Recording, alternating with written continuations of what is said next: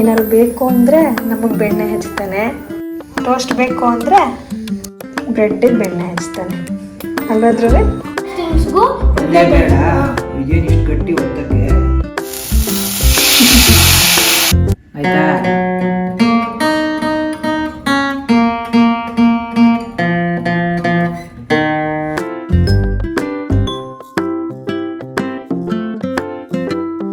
ನಮಸ್ಕಾರ ಸ್ನೇಹಿತರೆ, welcome back to my channel. ನಾನು ಚಂದನ. ಮೆಂತ್ಯ ಸೊಪ್ಪು ಹಾಕಿದ್ವಿ ಪಾಟಲ್ಲಿ, ನೋಡಿ ಚೆನ್ನಾಗಿ ಚಿಗುರ್ಕೊಂಡು ಬರ್ತಾ ಇದೆ. ಸೊ ದಿನ ನೀರನ್ನ ಸ್ಪ್ರೇ ಮಾಡಕ್ಕೆ ಹೇಳ್ತೀನಿ ಧ್ರುವಿನ್ಗೆ. ಸೊ ಮಾಡ್ತಾನೆ, ಇವಾಗ ರಜಾ ಬೇರೆ ಇರೋದ್ರಿಂದ ಈ ತರ ಸಣ್ಣ ಪುಟ್ಟ ಕೆಲಸ ಹೇಳಿದಾಗ ಅವ್ರಿಗೊಂದು ಟೈಮ್ ಪಾಸ್ ಆಗುತ್ತೆ.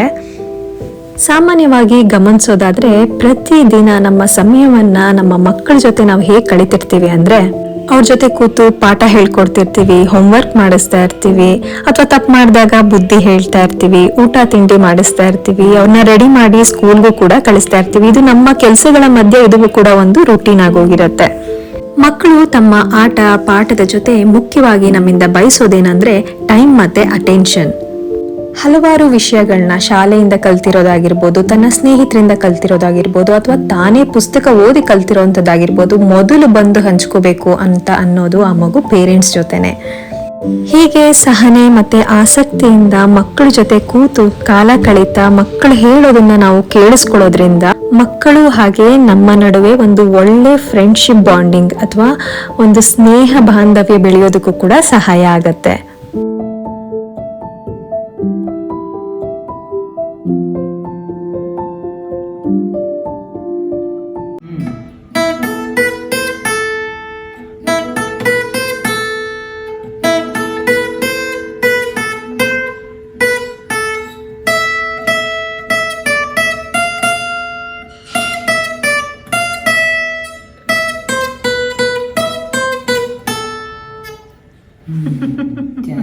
Very good.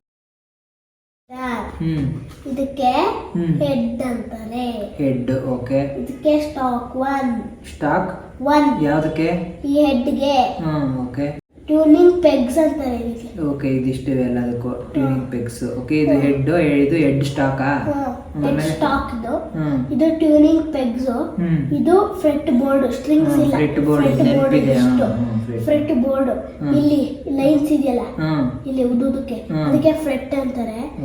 ಇಲ್ಲಿಂದ ಇಲ್ಲಿಗೆ ನೆಕ್ಕು, ಮತ್ತೆ ಇದು ಫುಲ್ ಬಾಡಿ, ಮತ್ತೆ ಇದು ಸೌಂಡ್, ಮತ್ತೆ ಇದು ಬ್ರಿಡ್ಜ್.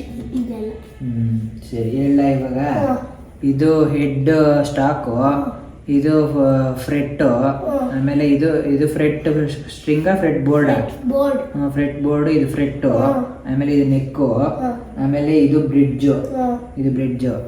ಆಮೇಲೆ ಈಗ ಒಂದೊಂದೇ ಇದು ಒತ್ತಿಟ್ಕೊಳ್ಳಿ. ಇದು ಕೆಳಗಡೆನೇ ಇರ್ಬೇಕು. ಓಕೆ, ಇದು ಒತ್ತಿಟ್ಕೊಂಡು ಇದು ಬಾರಿಸಿ ಕೊಡು. ಸ್ಟ್ರಿಂಗ್ ಇನ್ನೊಂದು ಶಿಫ್ಟ್ ಮಾಡಿ.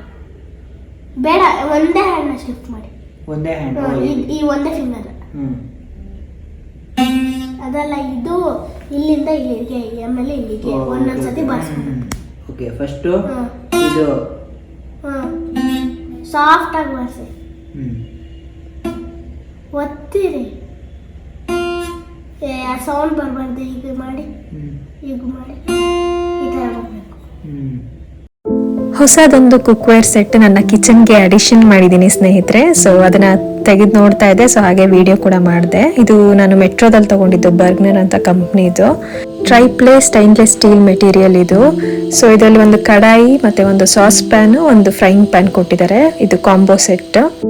ಈ ತರ ಟ್ರೈಪ್ಲೇ ಕಡಾಯಿ ನನ್ನ ಹತ್ರ ಆಲ್ರೆಡಿ ಒಂದಿದೆ, ನಾನು ಯೂಸ್ ಮಾಡ್ತಾ ಇದ್ದೀನಿ. ಸೊ ಹಾಗಾಗಿ ನಂಗೆ ಅದು ತುಂಬಾನೇ ಇಷ್ಟ ಆಗಿತ್ತು.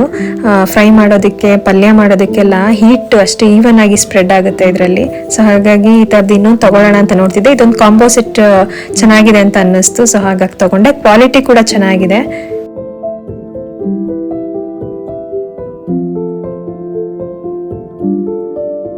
ಕಡಾಯಿ ಜೊತೆ ಇದೊಂದು ಸಾಸ್ ಪ್ಯಾನ್ ಕೂಡ ತಗೊಂಡಿದ್ದೀನಿ. ಇದರ ಹ್ಯಾಂಡಲ್ ನಂಗೆ ತುಂಬಾನೇ ಇಷ್ಟ ಆಯ್ತು. ಮತ್ತೆ ಸಾಸ್ ಪ್ಯಾನ್ ಕೂಡ ತುಂಬಾ ಮಂದಕ್ಕಿದೆ, ತಿಕ್ಕಾಗಿದೆ, ವೆಯ್ಟ್ ಕೂಡ ಇದೆ. ಹಾಲೆಲ್ಲ ಕಾಯ್ಸಕ್ ಚೆನ್ನಾಗಿರುತ್ತೆ ಅಂತ ಅನ್ನಿಸ್ತು ನನಗೆ. ಇದು ಮೂರನ್ನು ನಾರ್ಮಲ್ ಗ್ಯಾಸ್ ಸ್ಟವ್ ಮೇಲೆ ಇಡ್ಬೋದು, ಇಂಡಕ್ಷನ್ ಸ್ಟವ್ ಮೇಲೆ ಕೂಡ ಇಡ್ಬೋದು.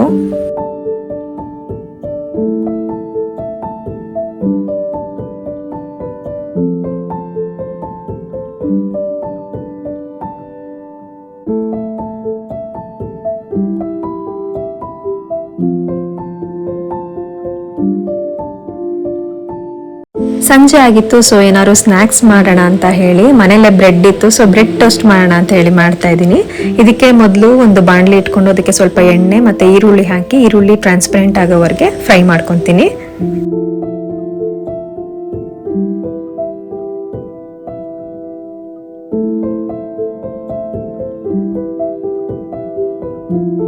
ಈರುಳ್ಳಿ ಎಲ್ಲ ಫ್ರೈ ಆದ್ಮೇಲೆ ಚಿಕ್ಕದಾಗಿ ಹೆಚ್ಚಿಟ್ಕೊಂಡಿರುವಂತಹ 2 ಕ್ಯಾಪ್ಸಿಕಮ್ ತಗೊಂಡಿದ್ದೀನಿ, ಅದನ್ನು ಕೂಡ ಹಾಕಿ ಅದನ್ನು ಕೂಡ ಫ್ರೈ ಮಾಡ್ಕೊಳ್ಳೋಣ.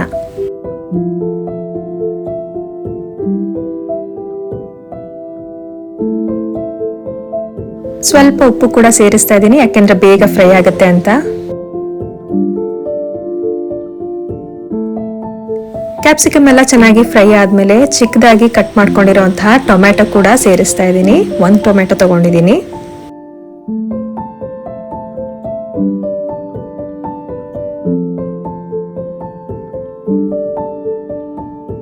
ಇವಾಗ ತುರಿದಿರೋಂತಹ 1 ಕ್ಯಾರೆಟ್ ಕೂಡ ಸೇರಿಸಿ ಅದನ್ನು ಕೂಡ ಚೆನ್ನಾಗಿ ಫ್ರೈ ಮಾಡ್ಕೊಳ್ಳೋದು.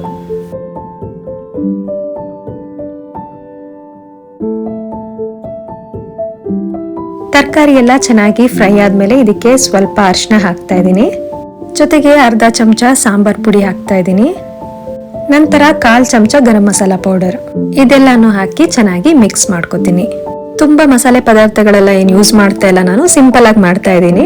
ಅಚ್ಕಾರದ ಪುಡಿ ಕೂಡ ಬಳಸ್ಬೋದು, ಇಲ್ಲಿ ಖಾರ ಜಾಸ್ತಿ ಆಗುತ್ತೆ ಧ್ರುವಿನ್ ತಿನ್ನೋದಿಲ್ಲ ಅಂತ ನಾನು ಅಚ್ಕಾರದ ಪುಡಿ ಯೂಸ್ ಮಾಡ್ತಾ ಇಲ್ಲ, ಸಾಂಬಾರ್ ಪುಡಿನೇ ಹಾಕಿದ್ದೀನಿ. ಕೊನೆಗೆ ರುಚಿಗೆ ಎಷ್ಟು ಬೇಕೋ ಅಷ್ಟು ಉಪ್ಪು ಹಾಕಿ ಮಿಕ್ಸ್ ಮಾಡ್ಕೊಂಡಿದ್ದೀನಿ. ಒಂದ್ ಸ್ವಲ್ಪ ನೀರ್ ಹಾಕೋತಿದ್ದೀನಿ, ಏನಕ್ಕೆ ಅಂತಂದ್ರೆ ಪುಡಿ ಎಲ್ಲ ಹಾಕಿದ್ಮೇಲೆ ಅದು ಸ್ವಲ್ಪ ತಳ ಹಿಡ್ದಂಗ್ ಆಗುತ್ತೆ, ಸೊ ಹಾಗಾಗಿ ಆಮೇಲೆ ಸ್ವಲ್ಪ ಸಾಫ್ಟ್ ಕೂಡ ಆಗುತ್ತೆ, ಸೆಮಿ ಗ್ರೇವಿ ತರ ಆಗುತ್ತೆ, ಚೆನ್ನಾಗಿರುತ್ತೆ. ಸೊ ಹಾಗಾಗಿ ಒಂಚೂರು ನೀರ್ ಹಾಕೋತೀನಿ. ಇದು ಆಪ್ಷನಲ್, ಬೇಕಾದ್ರೆ ಹಾಕೋಬಹುದು, ಇಲ್ಲ ಅಂದ್ರೆ ಹಾಗೆ ಚೆನ್ನಾಗಿರುತ್ತೆ. ಕೊನೆಯಲ್ಲಿ ಗ್ಯಾಸ್ ಆಫ್ ಮಾಡಿ ಕೊತ್ತಂಬರಿ ಸೊಪ್ಪು ಹಾಗೆ ನಿಂಬೆ ರಸ ಹಾಕ್ತಿದ್ದೀನಿ. ಇವಾಗ ಬ್ರೆಡ್ಗೆ 2 ಸೈಡು ಬೆಣ್ಣೆಯನ್ನ ಸವರಿ ಕಾದಿರೋಂತಹ ತವಾ ಮೇಲೆ ಹಾಕಿ 2 ಸೈಡು ಕೂಡ ಚೆನ್ನಾಗಿ ರೋಸ್ಟ್ ಮಾಡ್ಕೋತೀನಿ.